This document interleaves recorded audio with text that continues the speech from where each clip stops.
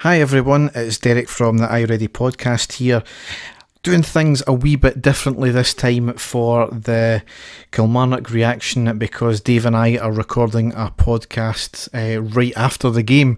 So what I'm going to try and do is, in the first instance, record my reaction just at half time as to how I think the first half has gone, and I'll do the exact same for the second half, slightly differently done for this game, but we'll see how it goes anyway. So without further ado, this is the reaction to the first half of the Kilmarnock game. So the first half just drawn to a close and it's currently 1 each just now. Frustrating again, if not anything else. I think we've kind of controlled the game in large parts, certainly the first 15 minutes, and then we allowed Kilmarnock back into it after they scored the goal, so obviously disappointing with that. Obviously the starting line-up, a couple of changes as you would expect. Fotheringham was in for the start instead of McGregor being on the bench, so I don't know if that was just giving him rest or the fact that McGregor was playing in the semi-final there.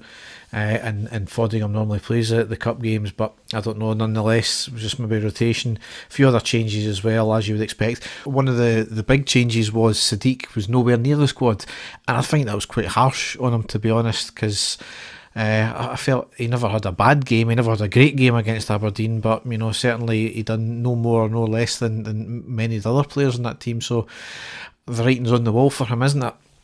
But anyway, we started off very brightly and we were chasing every ball. Our deliveries were certainly better in this half as well, and you know, really showed. Tavernier was getting in amongst things down the right hand side. Halliday was putting in corners as well, which was good to see, and he was certainly causing a wee bit of havoc there. And we did get the goal on the 9th minute with Morelos scoring. It was a quick break after a great tackle from Tavernier, I think. He got the ball to Candeias, who then passed to Kent. Candeias was actually taken out. The ref done very well and allowed play to go on. Kent ended up passing to the left of the box when Morelos was running in. Shoots, I think it was maybe a slight deflection and into the back of the net. We kept it up from there, but I think it was Kilmarnock's first time having proper possession, never mind their first shot, but they pulled a goal back on the 14th minute, got the ball down the right, the ball comes off Flanagan, Killie attacker got the break of the ball, I think it was Stewart who got the ball, hits a great shot from the right hand side of the box into the far corner. It was a good curling strike, kind of one of these unstoppable ones, so don't think you can blame Fotheringham, but really disappointing. As I said, I think that was their first, you know, proper possession they had in the ball, so really disappointing. And then the rest of the half was a bit of a mixed bag, to be honest. We did control a lot of it, however Kilmarnock were quite dangerous as well on the break, largely snuffed out by our defence though, but you know, they were still posing a threat on occasion.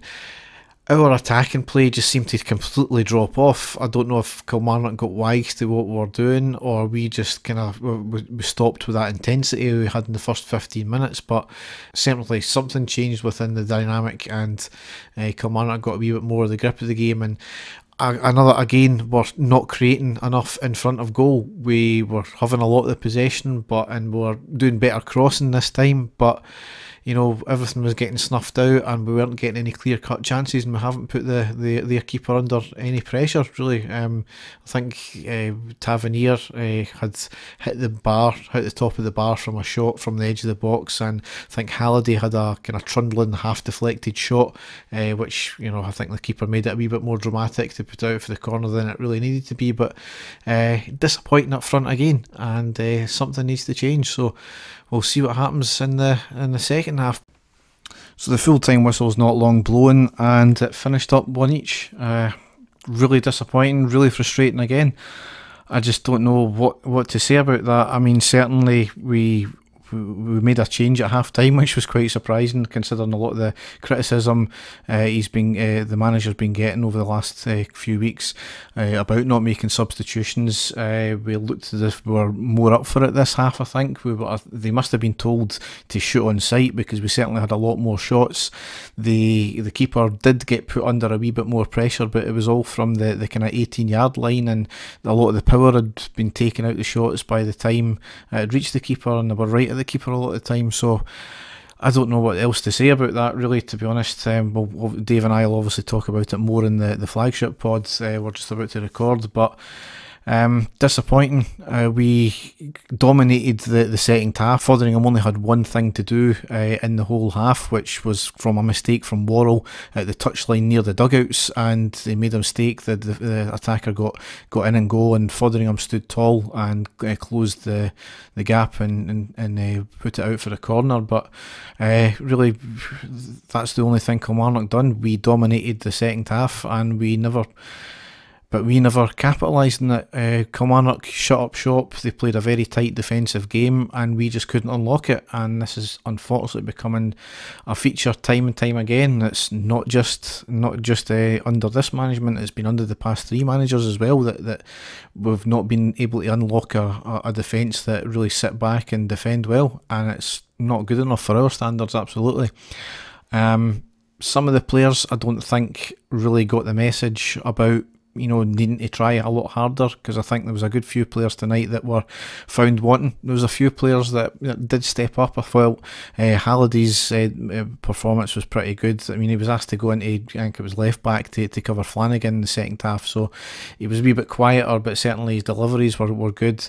Tavernier, his deliveries were better. They weren't perfect, but they were certainly better. But maybe that's part of the problem, is he's an instant start because he's the captain, and like we've seen in the Aberdeen game, he was, he was a bit diabolical, and he's having too many of these fluctuating performances. So we go into the next game now. I think fortunately that Hearts and Hibs drew. Aberdeen won, unfortunately. I think Livingston got beat, but Celtic won quite emphatically tonight as well. So points dropped. We're sitting, I think, about 8 points behind Hearts at the top of the table now. We had the ability to go above Kilmarnock tonight as well on goal difference, which never happened. So disappointing and frustrating all round, and it's something we really need to look into, and we need our shooting boots on.